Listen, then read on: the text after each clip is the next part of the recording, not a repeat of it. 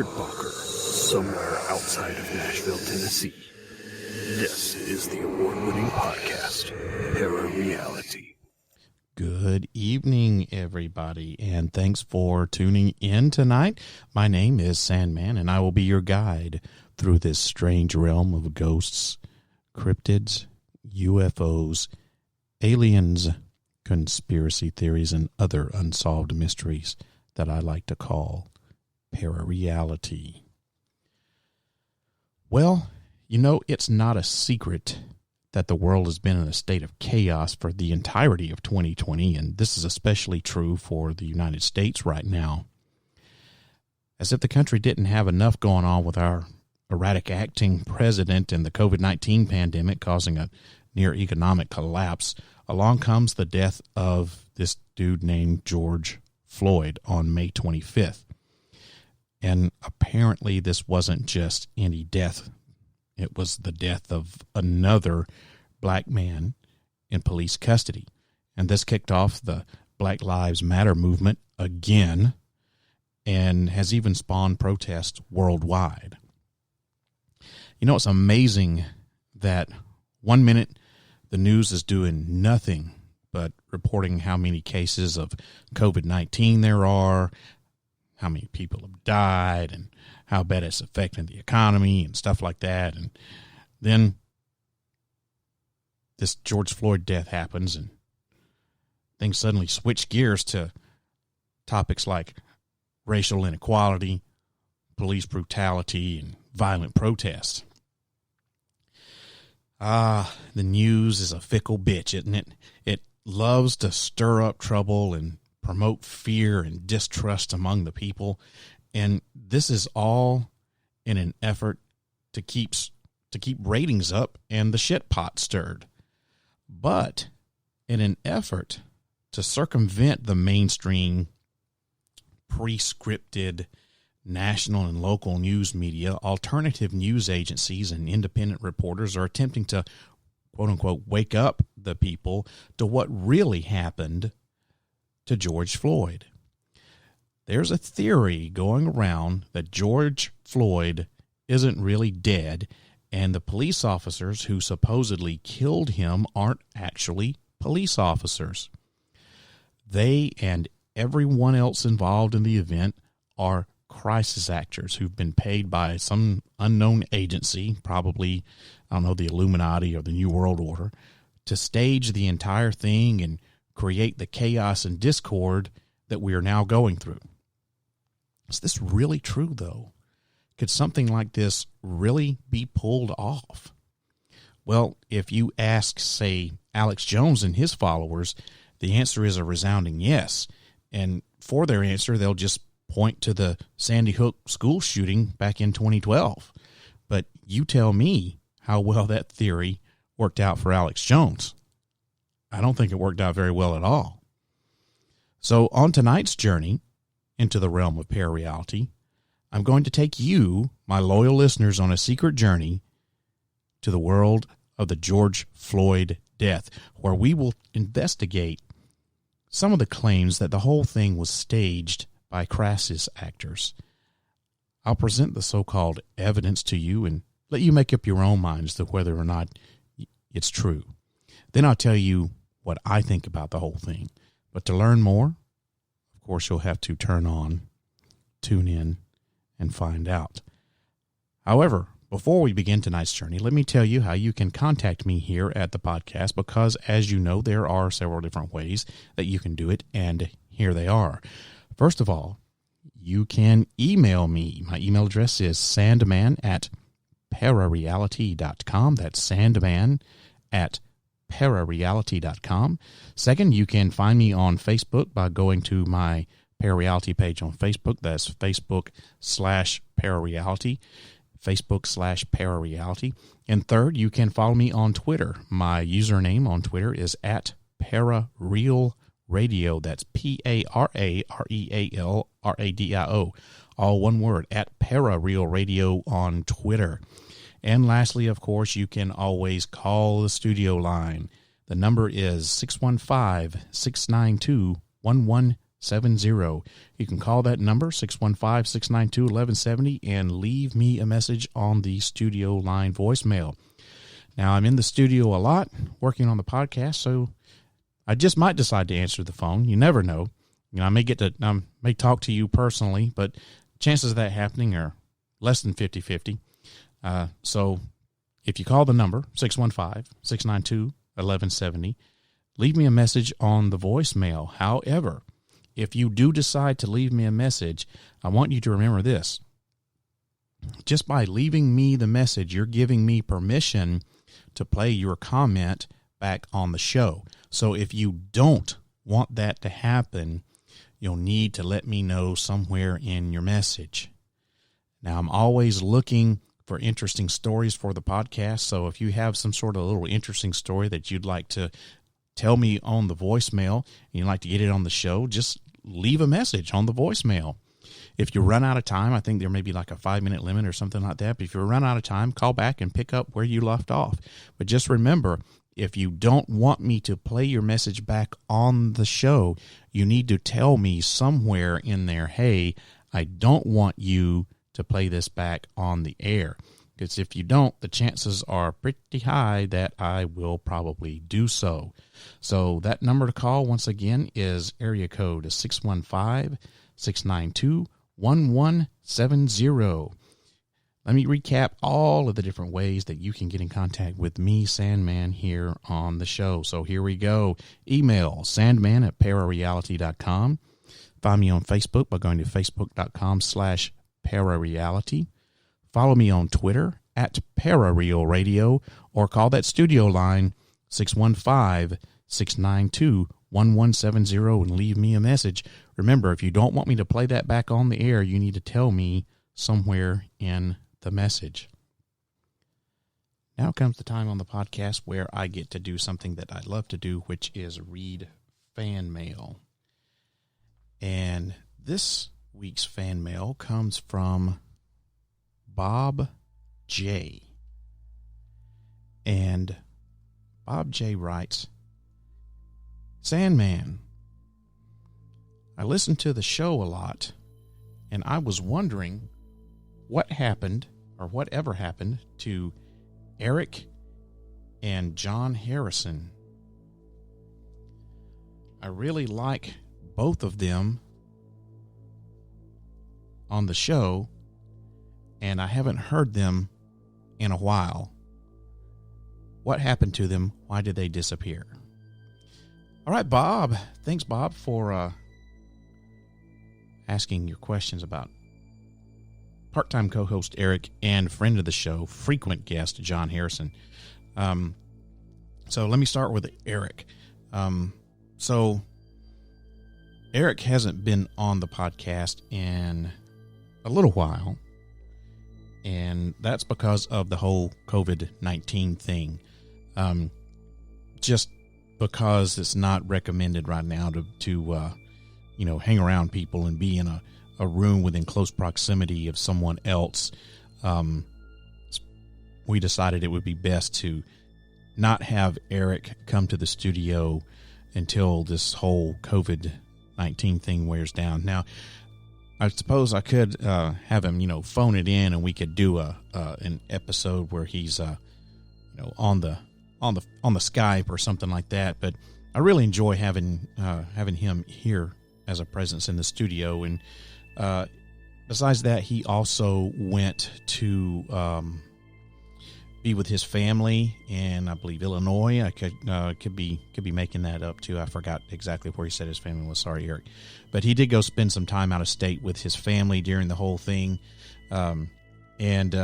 so we just decided it would be better to just hold off on doing any co-hosting for the moment until this whole COVID-19 thing blows over.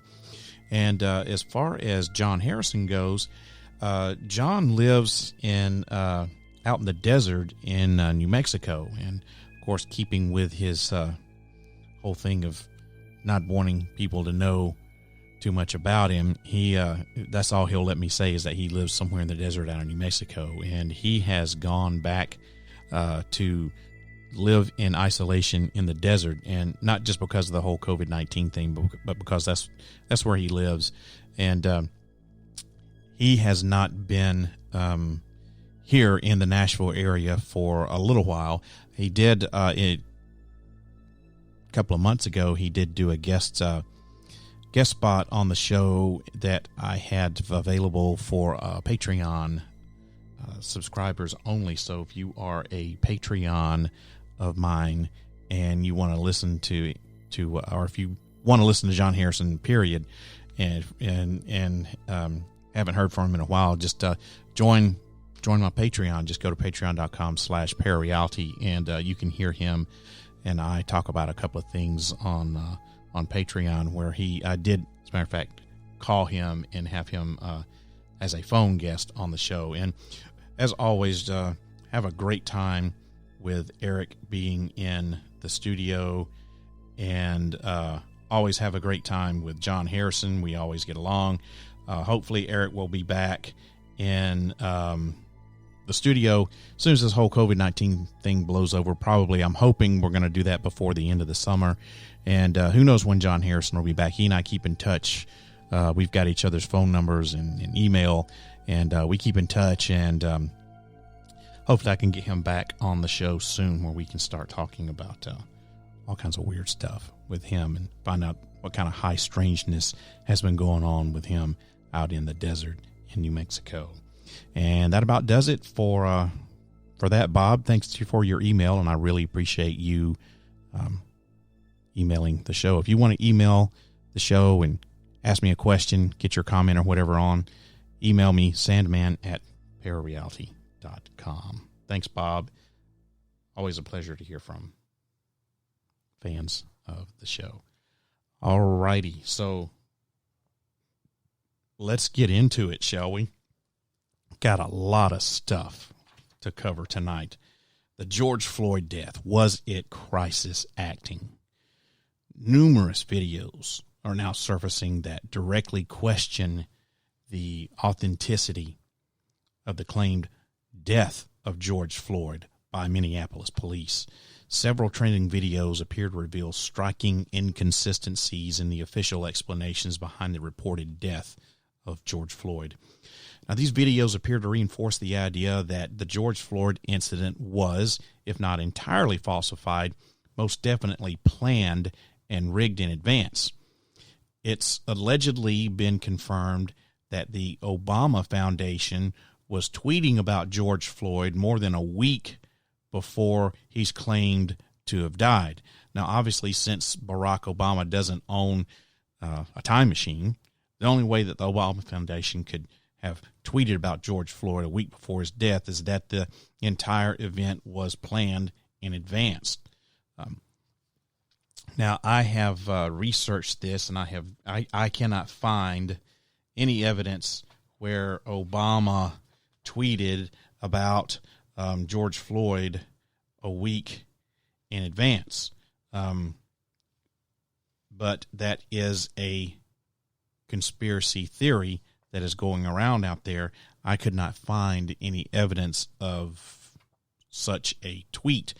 And, of course, the conspiracy theorists will say, well, all that stuff just is simply just been deleted by the Twitter machine, or maybe even by the Obama Foundation itself.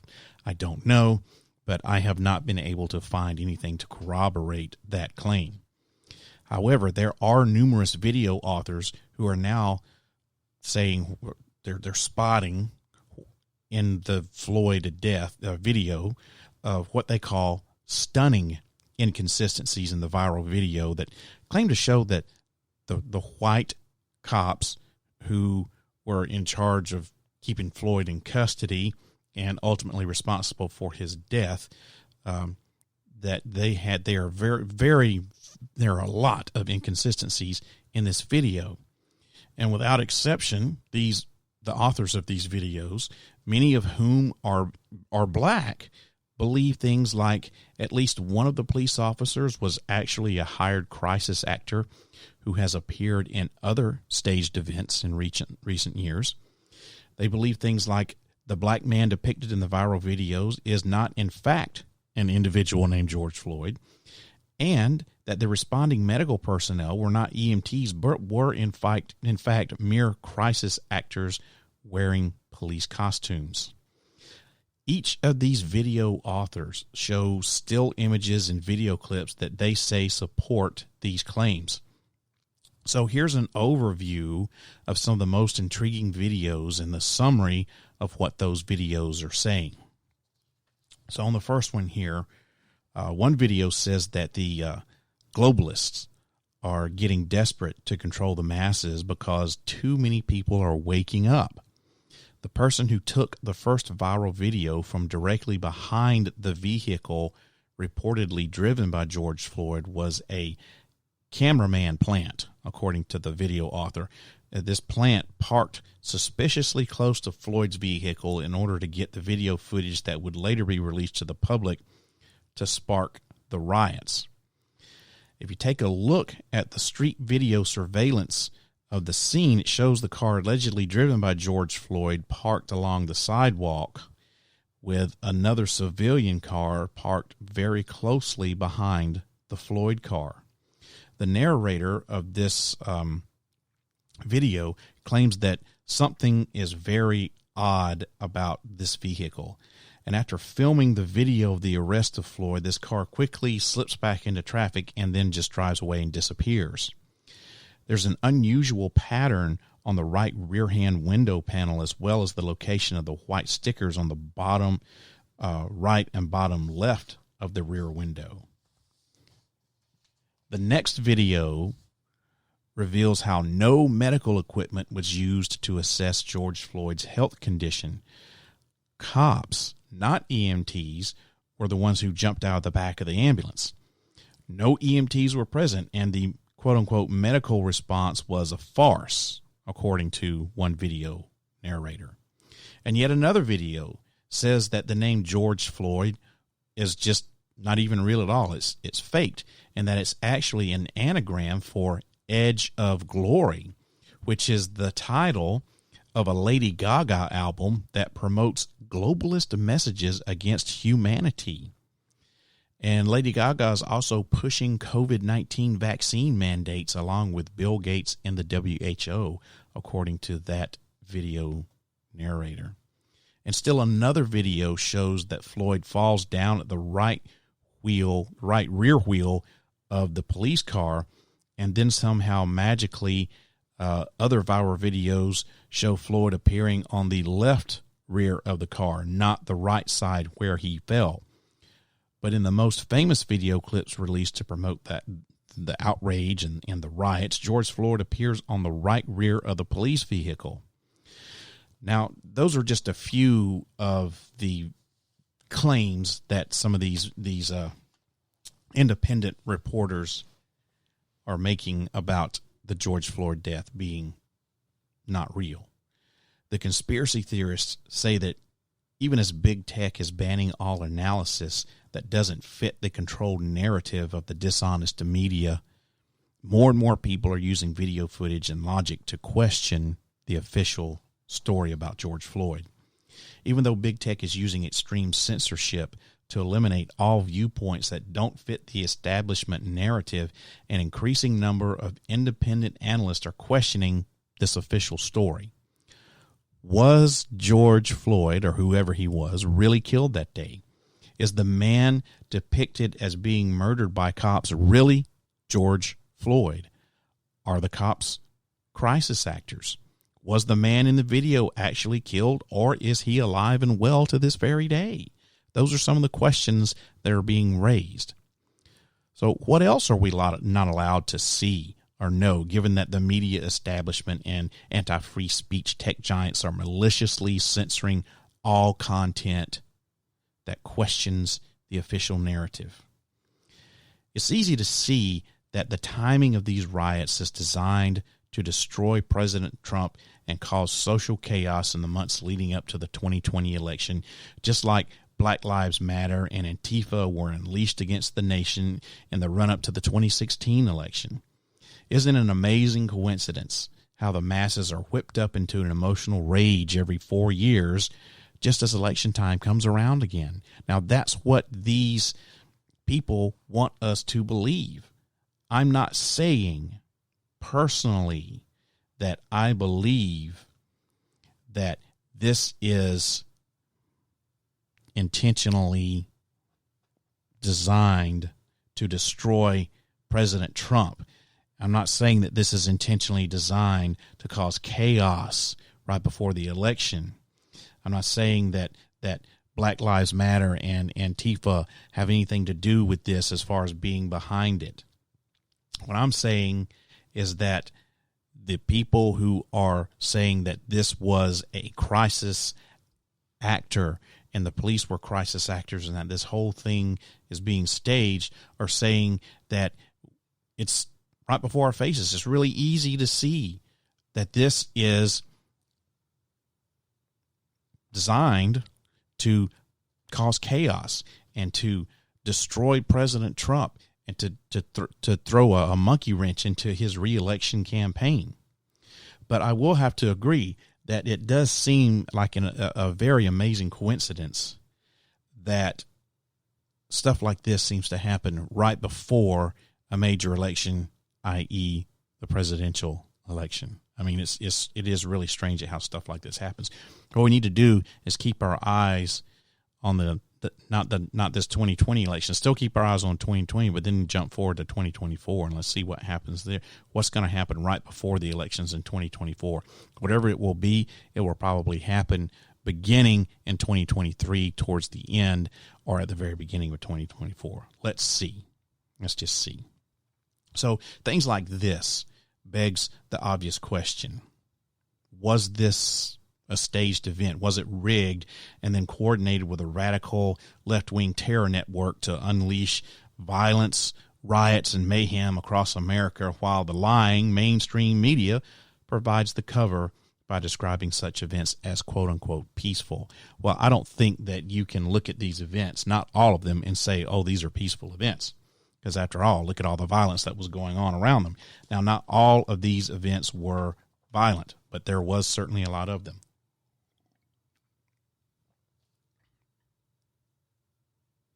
Sorry, I had to get a drink again. So that's for you to decide, right? But conspiracy theorists say that big tech's already declared that you don't have a right to see this evidence, and you don't have a right to make your own decision. Big tech, have already decided for you. The media, the news media, has already decided for you, and no dissenting views are allowed in this left-wing obedience cult. The conspiracy theorists want us to believe that a dangerous obedience cult is now rapidly sweeping across America, kind of resembling Nazi fanaticism. That's why the radical left is now claiming that white silence is violence, meaning that any white people who don't bow down before these allegedly staged events and worship the false narrative are to be targeted for condemnation, censorship, or even to be the recipient of physical attacks. White Americans, well, all Americans really, are now required to bow down to this left-wing obedience cult. And if you drift the tiniest amount away from the official false narrative, you'll be condemned as a racist and something like a danger to society. And supposedly, we've now entered a dangerous era in America where the radical extremist left is running a mind control training camp across the entire country, demanding absolute obedience to what these many video authors say is a completely fabricated hoax. Furthermore, there are some conspiracy theorists who claim that it's now confirmed that the Obama Foundation was tweeting about George Floyd on May 17th, and more than a week before the day George Floyd was reportedly killed by police in an act of violence that sparked the worldwide riots that we're all witnessing. George Floyd was killed on May 25th, so what in the hell was the Obama Foundation doing tweeting about George Floyd on May 17th when nobody knew who the hell he even was? Now, like I said, I have found no evidence on Twitter that this actually occurred. But the conspiracy theorists are saying that Twitter retroactively alters images from the history of your timeline when the source URL changes its image. However, the conspiracy theorists have allegedly confirmed that the Twitter URL validator was used by the Obama Foundation to validate this image of George Floyd on May 17th in advance of releasing it publicly. Therefore, the image was validated more than a week before Floyd's claimed death. And this, combined with the video analysis that claims George Floyd's death was faked using crisis actors, raises serious questions about the authenticity of this event, which appears to have been planned and carried out for political purposes right in time for the 2020 election. The Obama Foundation Twitter picture is only a tiny fragment in the larger picture that is now emerging of a pre-planned false flag event. Now, once again, I have not found any evidence to support this at all. So the answer, of course, say the conspiracy theorists, is that the whole thing was planned in advance, just like the 9/11 attacks when the media was reporting that World Trade Center 7 building had collapsed even while it was still standing in the frame directly behind them. And it looks like the Obama Foundation has got its wires crossed somehow and accidentally started tweeting about George Floyd a week in advance. Once again, I can't find anything that corroborates that theory. Maybe someone out there who's listening to this podcast has some sort of evidence supporting that, but I cannot find anything that supports the theory that the Obama Foundation was tweeting about George Floyd's death a week before it happened. So the conspiracy theorists will say once this tweet accidentally got out, they couldn't delete it without raising some sort of suspicion about it, so they just left it up, and they're relying on big tech's censorship to make sure no one learns the truth, that this was all planned in advance and rigged as public theater. Now, that seems a little thin. I don't think that they would do that. If they tweeted out something by mistake a week early, as soon as they realize it, there would be some sort of campaign to take it down or to explain something. They just don't. We just won't do anything about it, and we'll just let Twitter handle it. Let the big tech guys handle it. No, I don't believe that. But there are those who believe that, in fact. So who knows? I mean, it's like I said, I can't find any evidence to support that. So if you're listening to this podcast and you think you've got evidence to support that theory about the Twitter and the Obama Foundation, please email me, sandman@parareality.com. Tell me what you think, what kind of evidence you think you have. So there are those that believe, in fact, that there's a growing evidence that George Floyd isn't even dead. And I'll cover more on that later. So I've already talked about the fact that actors are supposedly posing as cops as part of some sort of psyop that's been used to brainwash more people into supporting this left wing view, this promote this uprising and this chaos and discord. And it seems now that even YouTube seems to be banning all videos that discuss the aforementioned Obama Foundation tweet about George Floyd on May 17th. And Facebook has made sure that no one can share any link from certain websites that promote the crisis actor theory as a further suppression of truthful, independent reporting. In a post that was originally posted on eraofflight.com, an alleged sheriff's deputy who announced on Twitter the other day that he was throwing in the towel against law enforcement and joining the protesters has been outed as a fake. So now we have people who are actually claiming to be law enforcement and siding with the protest and saying, I can't do this anymore, I quit. The law enforcement world is full of racists and bigots, and we kill people for no reason. And now these people, or some of them anyway, are being proven as being fake Why are they doing this? Are they trying to help stir up the pot? Are they part of this crisis actor conspiracy? Are they members of the New World Order or the Illuminati? Are they trying to promote chaos and discord? Maybe so. This guy who goes by at Navy Vet Bolt 81, that's at Navy Vet Bolt 81. That's what this person goes by. Tweeted a photo of what appears to be police gear, complete with a gun, a walkie-talkie, and other police-related equipment and apparel. And in the caption, Navy Vet Bolt 81 wrote this: "I came home, threw my riot gear off in the middle of my living room the last night I'd be ordered to kill democracy. I resigned this morning. I'm too stunned and ashamed to touch it. I just witnessed another murder on TV, the murder of democracy."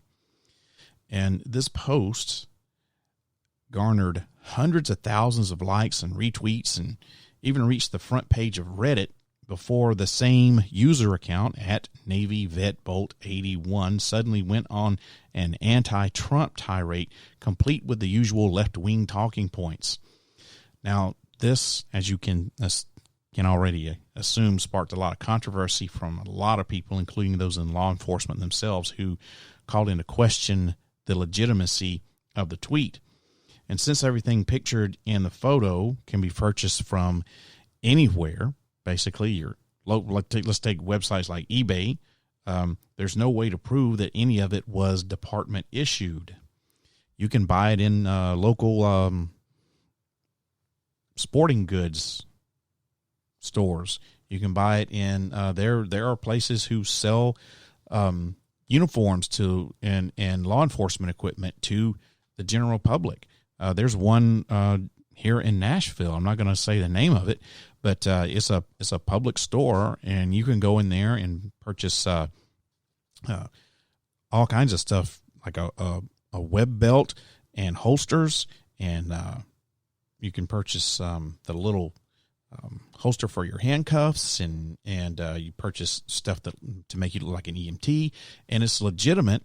They're selling to people, whoever wants to buy it, but it's really they're not doing it so people can impersonate EMTs and paramedics and law enforcement. They're selling it to people for legitimate purposes. So there's nothing nefarious going on, but that's just saying, people can go buy this stuff just about anywhere. And you can even do it online, like eBay. Furthermore, there's a gun holster that's shown in the picture, and I've seen this picture, and it is not in any way, shape, form, or fashion what is commonly used by law enforcement agencies. This is a civilian holster, all day long, available to anybody. It's not leather. It's not that hard plastic material that a lot of cops are using these days, where you have to it locks the weapon in place, and when you draw your weapon, there's a certain way that you have to grab it and twist it to get it out, so it makes it more difficult for someone to grab your weapon from you if you're in a struggle, say. This is just a Cordura holster that can be bought at Dick's Sporting Goods, so it's definitely not department issued, and like I said, it's available to anybody. And there's even a firearms enthusiast. He goes by the handle of Louisville Gun, who uploaded a detailed analysis of everything wrong with the photo in question. And he also made a rational case for why the whole thing appears to be a left-wing hoax, to make it appear as though law enforcement officers are suddenly siding with agencies like Antifa and Black Lives Matter. So there is a man by the name of Mike Adams who is known as the Health Ranger on the Health Ranger Report. He talks about the controversy over law enforcement and why people should not rely solely on the police to protect them during a crisis. And this is what he says. How are so many people unable to recognize these lies for what they are? So, I don't know. I mean, people believe what they want to believe. And unfortunately, you can't trust anybody these days. You can't trust the mainstream media because, unfortunately, they're pre-scripted. The mainstream media is only owned by, 2 or 3 companies, and everything is down to your local affiliates is written by the same people, and people are reporting on the same things. And each news agency has their own slant on what they want to promote, whether it's the left side, the right side, Democrat, Republican, or what have you.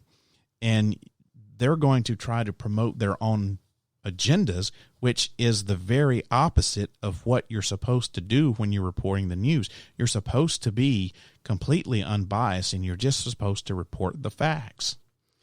But you also have all of these people, thanks to the miracles of the internet, you also have all of these people who are getting online, on YouTube, on Facebook, doing podcasts like this one, and they're saying what they want to say. They're going to promote their own thing. And there are people who are conspiracy theorists who are promoting the conspiracy theory of the day. Or maybe they're trying to get their 15 minutes of fame and they're making up their own conspiracy theory about things. So it's very, very hard to know who to trust. And this guy's asking, why are so many people unable to recognize these lies for what they are? Because it's fucking hard, dude. It is hard to know what's the truth and what's a lie. You have to look at everything these days. You can't just rely on one source for all of your information. You got to have all the sources, as many sources as you can get, and you got to make up your own mind. That's what I'm trying to do here by doing episodes like this, is help discern the truth from fiction and dive a little bit deeper into these conspiracy theories and hopefully help you make up your mind as to which way you're going to go. Maybe help you see something that you haven't seen before, realize something that you haven't realized before. Now, as of right now, as far as I know, this Navy vet Bolt 81 hasn't provided any evidence to back any kind of claim that whoever this person is, he or she used to work in law enforcement. However, this person did post an additional picture that even further points to the claims made being fraudulent. It's a more detailed picture, and there's a sheriff's vest and various weapons that are seen, including a supposed department-issued Smith & Wesson M&P 15. Now, this particular firearm is considered to be an affordable type of firearm that retails for around $600. And along with this picture, the at Navy Vet Bolt 81 person claimed that this rifle was converted into a, quote, fully automatic weapon, which is a highly unlikely thing, considering police officers can obtain fully automatic rifles that civilians cannot get, and they do this directly from military-grade manufacturers. They would never convert a civilian firearm into a law enforcement firearm themselves. That just doesn't happen. And you combine this with the fact that a department-issued fully automatic weapon would surely have to be returned in the event that an officer quit or was fired or whatever, for whatever reason, is no longer employed with the police agency. So that makes the whole story that Navy Vet Bolt has, his whole story, stink to high heaven. If at Navy Vet Bolt 81 was really a law enforcement officer, that person would have had to return the weapon or otherwise be in violation of the Bureau of Alcohol, Tobacco, Firearms, and Explosive tax stamps rules for the transfer of fully automatic firearms. So this is almost certainly a poorly disguised hoaxer willing to provide any real evidence of his claims or her claims of affiliation with a law enforcement agency by using something that looks like a sheriff's badge that was purchased on, online somewhere in order to advance a left-wing political agenda. And I have a really close friend who is a former Marine, a former firearms instructor, and who is a expert marksman and weapons expert, and not just hand weapons, but other weapons, thanks to his military training. This guy builds firearms, and said he'll tell you, he has told me about this very thing that I'm talking about right here, that there's no way that any type of civilian police department this day and age would use, when I said civilian police department, that was wrong, that there's no way any police department this day and age would use civilian obtained weapons, that they're going to use weapons that they obtain, that the department obtains from legitimate sources, and you're not going to use your own weapons. And in order to further point something like that out, I happen to know of a long time ago that there was a hostage situation. This was in the, I want to say the early to mid 90s in a small town in southeast Alabama. There was a hostage situation, and the small town police department there had a quote unquote SWAT team, and these SWAT team people were using their own weapons that they brought from home as their SWAT team weapon. And one of the members of the SWAT team was using a high-powered deer rifle as his sniper's weapon, and he, in an attempt to free the hostage and kill the hostage taker, the SWAT team person used his high-powered deer rifle, shot the hostage taker. The bullet was, of course, from a high-caliber weapon used for deer hunting. The bullet passed through the hostage taker and went into the body of the hostage victim and killed them both. And that right there is a perfect example for why you don't use civilian weapons for police things. You just don't do it.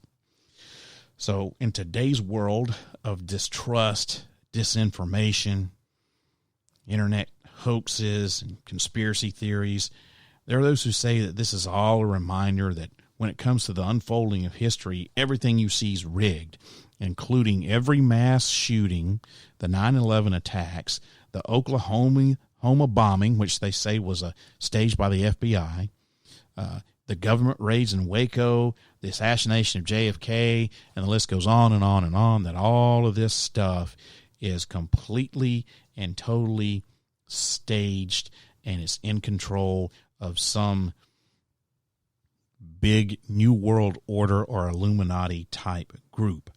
They say that our entire human history has been engineered by history architects, globalists, who plot and carry out all of the major events in history in order to shape a public narrative that leads to your enslavement. In other words, the New World Order or the Illuminati. Insert your preferred global secret society here, right? Look, I'm a conspiracy theorist myself, and all you have to do to confirm that is listen to just about every episode that I've done so far this season on ParaReality. But just because I'm a conspiracy theorist doesn't mean that I believe in every outlandish theory that's out there.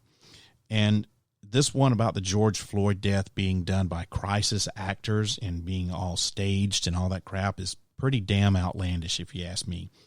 The same people who are asking us to get woke and use our brains to see that the George Floyd incident was staged aren't really using their own brains, as far as I'm concerned. Do you realize the amount of control one would have in order to pull something like this off? It'd take a ton of people to plan this, write the script for it. You got to rehearse it, stage it, act it out in real time, hoping that nothing went wrong, by the way, and then keep it on the down low after everything was over with. So not only would that be difficult, but the people who acted in something as globally reaching as this would never be able to show their faces in public ever again. Ever. Surely somebody would recognize them if they did and begin to question a few things. That means that everyone involved in the entire project would have to be relied on to keep quiet and stay completely hidden forever. And in today's age of self-gratification and fame, how likely do you think that would be to happen? The easiest thing to do would be to have everyone involved in the whole thing killed in order to keep things quiet. So you're going to hire all these people, write this script, get it rehearsed, carry it out.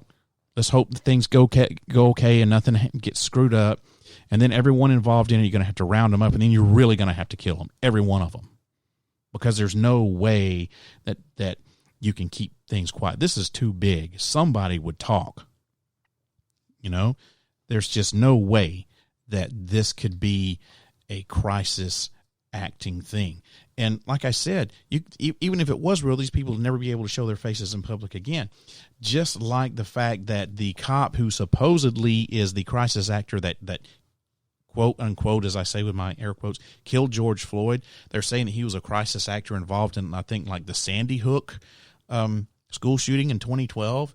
Now, come on, man. If you're a crisis actor, someone's going to pay you millions of dollars, supposedly, to do this thing, you can only do that job once, man. You can't come back a few years later and do it again with another hoax and play another role. Man, that is just the dumbest thing. So no, this thing is something to pull something like that off is too big. There's too much logistics involved in it. So here's what I think. This whole George Floyd conspiracy thing is complete BS. It's bullshit. It's garbage. It's being thrown around the internet by people who want their 15 minutes of fame or left-wing Democrats with a hidden political agenda, but most likely it's the work of unpatriotic Americans who want to do nothing more than cause civil unrest and propagate the downfall of the country. Sandy Hook really happened. The Boston Marathon bombings really was the work of two mentally unstable dudes. The 9/11 attacks on the World Trade Center really were carried out by terrorists, and George Floyd really did die while he was in police custody. Jeffrey Epstein, on the other hand, that's a different story altogether. So what do you think really happened? Let me know. Send me an email, sandman@ParaReality.com. Look, I have a little bit left. Well, this is my show. I can do whatever I want to, right? So look, here's the thing that's really sad about this whole George Floyd thing.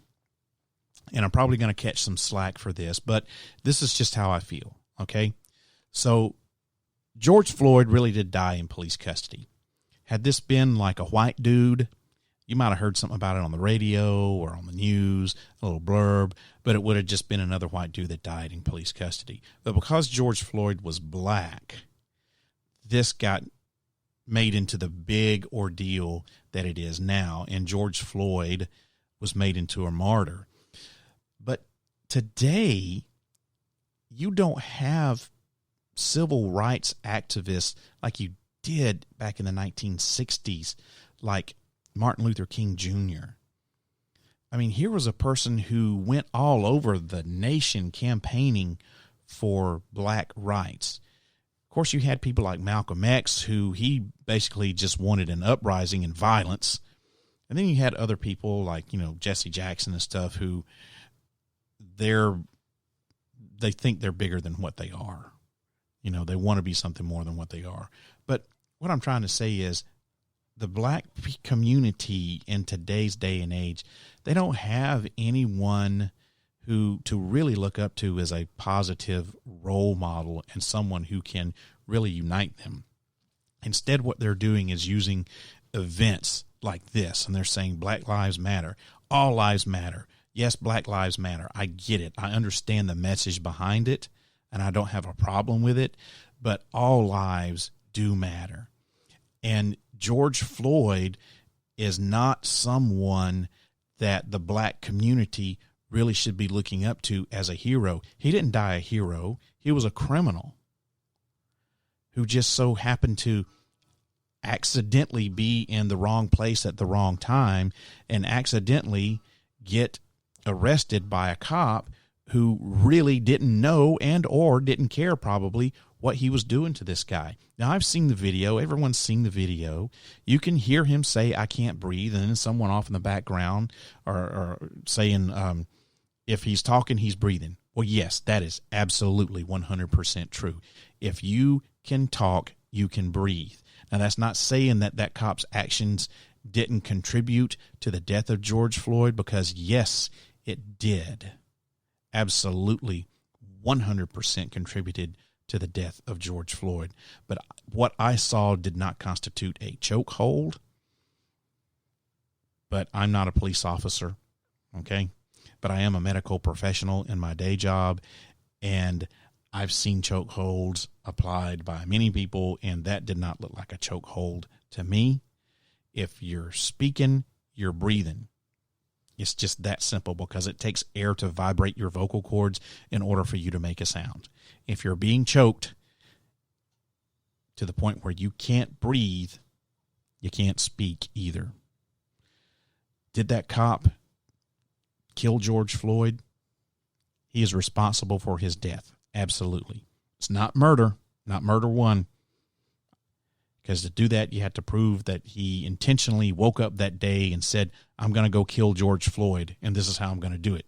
So you can't prove that as murder one. You can get it maybe manslaughter or maybe murder 3, but you're not going to get him as murder 1. But going back to what I was saying, George Floyd, not really a hero. He was a criminal. He had drugs in his system. Whatever it was that he was doing in order to get arrested, he probably shouldn't have been doing. So that's really not the person, that's not the caliber of person that the black people should be looking up to. You need to have, the black people need to have a clear-cut leader, someone like a Martin Luther King Jr. that can unite the black community, but it's not someone like George Floyd. They got to choose somebody better. Is he a martyr? Yes. Was it tragic? Absolutely. Never, ever should have happened. I hate that it happened, and I hate that Americans feel like they can't trust their law enforcement. The majority of law enforcement officers are good and decent people. Yes, there are a few of them who are racist. Yes, there are a few of them who are, in fact, themselves criminals. And yes, there are a few of them who are just all around bad people. Unfortunately, it's the whole adage of, the one rotten apple ruins the whole bunch type deal. So we really need to get better at hiring our police officers. We need to get better at training our police officers. But we really also need to get better at trusting our police officers. Just because a cop is white does not mean that he's a racist. Just because someone is a police officer does not mean that they're a bad person. And just because George Floyd died at the hands of a police officer does not mean that he is the person that the black community should be looking up to. They need a leader, and I hope that they find one. The bad thing about all of these protests, there's nothing wrong with a peaceful protest. We have the right as an American citizen to protest, and I applaud those people who want to peacefully protest. But unfortunately, every time you have protest, no matter what the intent behind that protest was, no matter what the intentions behind the organization of that protest was, there's always going to be violence associated with it. Just like you can't say that all police are racist and bad, you can't say that all protesters are violent. But unfortunately, the few who are violent gives the whole thing a bad name. That's the bad thing about protests. We had them here in Nashville, and they broke into the courthouse and tried to burn it down. So you tell me, what does a protest in Nashville, what does burning down the courthouse in Nashville have to do with protesting against George Floyd dying in police custody in Minnesota? It has nothing to do with it, nothing whatsoever. It's just people wanting to cause violence and chaos. And like groups like Antifa, they're sending in people, and this is a legitimate concern. They are sending in people to major planned protests across the country to incite violence like this, and that's a bad thing. So while I think we do need to have change, I applaud the people who are trying to promote this change. I want to leave you guys with a quote from Rodney King, which is, why can't we all just get along? And that does it for this episode of ParaReality Radio. Hope that you enjoyed it. Let me know what your thoughts and ideas about it are. Send me an email, sandman@parareality.com, or get in touch with me through my social media accounts. ParaReality on Facebook. That's facebook.com/ParaReality, or at ParaReal Radio on Twitter. Call the studio line, 615-692-1170. Leave me a message. Don't forget to visit my website, ParaReality.com, often to keep up on the latest paranormal news from all around the world. That content is updated almost daily. You can also shop in the brand new ParaReality Radio store. I got a whole bunch of new items in the ParaReality Radio store, and you can watch some of the terrible show videos that are made over the years as well. And you can actually follow my social media accounts right at the bottom of the ParaReality.com homepage. Social media is where you can find out all about what's happening behind the scenes of the podcast, because that's where I post a lot of interesting articles and show topics and other interesting stuff like my travels and investigations. ParaReality.com is really your one-stop shopping for everything that's happening in the paranormal world, especially in the world of ParaReality. Like I said, I also have a new store for ParaReality. If you'll click on the Extras tab, you can shop in the ParaReality Radio store. It's a spread shop store. Got a ton of new stuff, and I'm going to add more stuff here hopefully really, really soon.